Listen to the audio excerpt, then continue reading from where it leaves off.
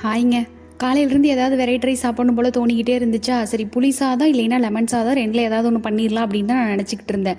திடீர்னு அரிசி பருப்பு சாதத்து மேலே ஞாபகம் வந்துருச்சா, அப்புறம் டிவியில் கிரேட் இண்டியன் கிச்சன் அந்த படம் போட்டிருந்தாங்களா, அதை பார்த்துட்டே அப்படியே சமையல் வேலையை ஸ்டார்ட் பண்ணியாச்சு. எங்கள் அம்மா ஊரும் என்னை இப்போ கல்யாணம் பண்ணி கொடுத்துருக்குற ஊரும் பார்த்திங்கன்னா இடையில ஒரே ஒரு பெண்டு தான், ரொம்ப பக்கம்தான் ஊர். காலையில் அம்மா அப்பாவும் வந்திருந்தாங்களா, வரும்போதே இந்த உருளைக்கிழங்கு போண்டா வாழைப்பழம்லாம் வாங்கிட்டு வந்திருந்தாங்க.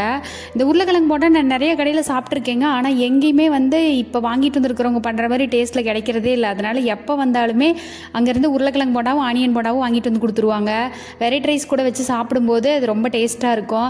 டெய்லி காயே சாப்பிட்ருக்கிறதுனால ஒரு மாதிரியாக இருந்துச்சு. அதனால் இன்றைக்கி போண்டா இருந்ததுனால அதே பேக்கரியில் ராய் பக்கோடை போடுவாங்கங்க, அதுவுமே ரொம்ப மொறுமொறுன்னு டேஸ்ட் நல்லாயிருக்கும்.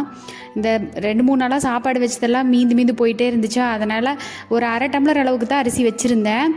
தண்ணி எங்கே பத்தாமல் போயிருமோ நினச்சிட்டே இருந்தால் நான் நல்லா உதிரியாக சாப்பாடு வந்துருந்துச்சு. அவ்வளோதான். நாளைக்கு பார்க்கலாம்.